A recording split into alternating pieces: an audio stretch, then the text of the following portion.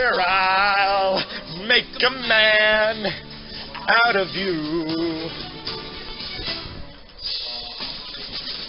Tranquil as a forest, but on fire within. Once you find your center, you are sure.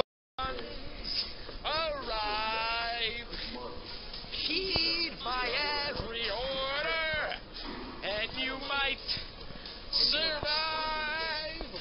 You're unsuited for the rage of war, so pack up, go home, you're through.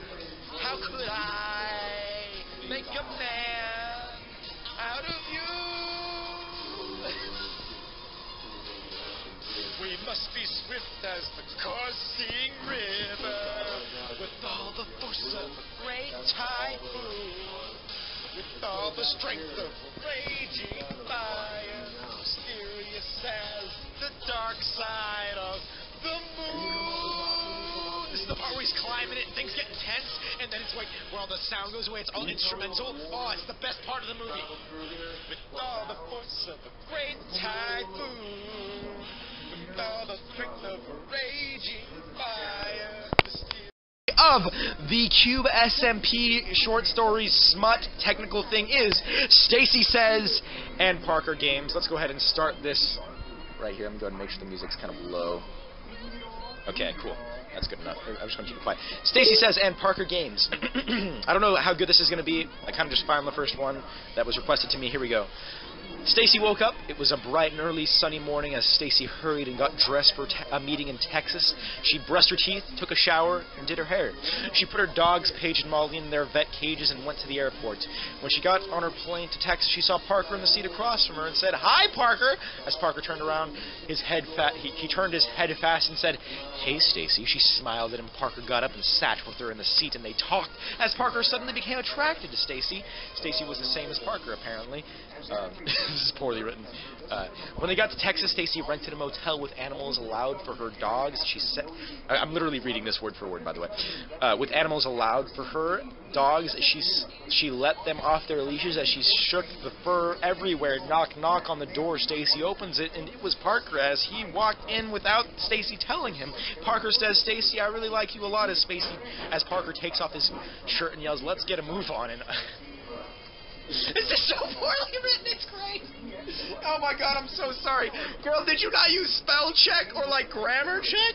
It's so bad. It's so bad. It's so bad. I'm gonna find a better one. Why did 1,000 people read this? We're trying something else, I'm sorry, but that was awful.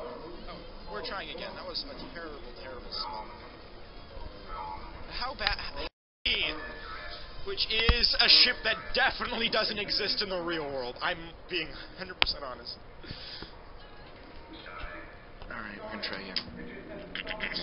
Alright. Okay, this one does look a lot better. This one does look a lot better. Also, guys, there's no songs being requested right now, so anyway, we're gonna read this one right now. There we go. Straw B. Nervously. You seem pretty nervous, Devin said, laughing. No, Devin's just... I mean, I kind of like you, you know. What? Oh, this? More than smirks and starts sucking on Devin's neck as a small moan escapes his lips. Devin responds by pulling the young boy closer by the waist, proceeding to wrap his arms around his neck. Devin decides to push Julio on the bed. But I was wearing sweatpants! Devin's so involved in this. Alright. Next one. That's like halfway through the first part. Okay. Not a chapter/update. Wait, what? What? Guys, I'm so sad about that. Oh, wow, are you gonna stay the night? Alright, so what I'm gonna go do now is I'm gonna actually fix the order, move to the bottom. Then we're gonna anecdotal algorithm made of adamantium. I'm Adderall addicted to anaconda or alcoholic, an asshole like A-Rod, no antibiotic, but I brutally, beautifully butchered this banging beat, Russian bubbly all over your booby and booty beef, because I'm the carpenter when I carve in your carcasses, leaving this carp, fish crushed on the carpet, crumble prawn with my Colorado and cal cronies, cram it full of condiments like it's a calzone delicious, but I didn't drive and drink, whether it's diamonds or dimes, I'm diving like a deep and electric eel, I'm elegantly eloquent like every cent I've ever earned, just entered me in electric. I got 11 brains like an enormously educated Einstein with elephantitis of the erection. A freak.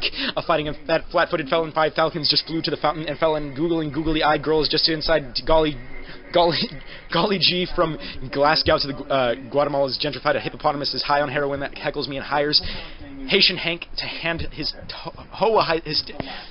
a hysterectomy. I'm in hate and hieroglyph. I hurl out hyperbolic hubris and hang with hipster Helen, the hooker with huge hips. I'm Icarus. I ignite idiots and idioms and issues, jumpy jargon. I joust like Jarvie, Jiven, Japanese judo, jiu-jitsu, killing him like a kid. I got a kilogram of ketamine for Kwanzaa. I knitted kimono made out of Komodo dragon skin. I'm richer than King and King at the Kremlin, but I kick it through your door. Call me Kramer Kardashian, literally little limerick that be literal than a leprechaun, a menace that'll manifest them menonically mayhem, making a metamorphosis until it's mechanized like a Megatron.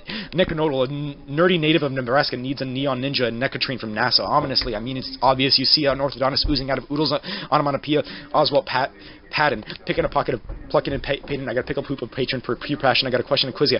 Should I quirk up the quotes and make up the flow quicker? Really getting ready for the revolution. Reading Reel the Rotten Rhythm, Ring Around Russia, Ronda Rousey Resort.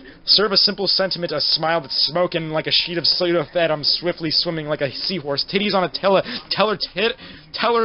that'll tow a tag, Terminator gun inside a turtle tattered tote bag. Thugs are un-American, unattractive, and unwanted as an ugly pair of Uggs. Vivid and vivaciously venomous with a wickled wombats only walking where women is, getting xenophobic at the Xanadu XOXO, yippee-ki-yay, yours truly, Mac, yes, yo, oh shit, I forgot Z. No. Zebra.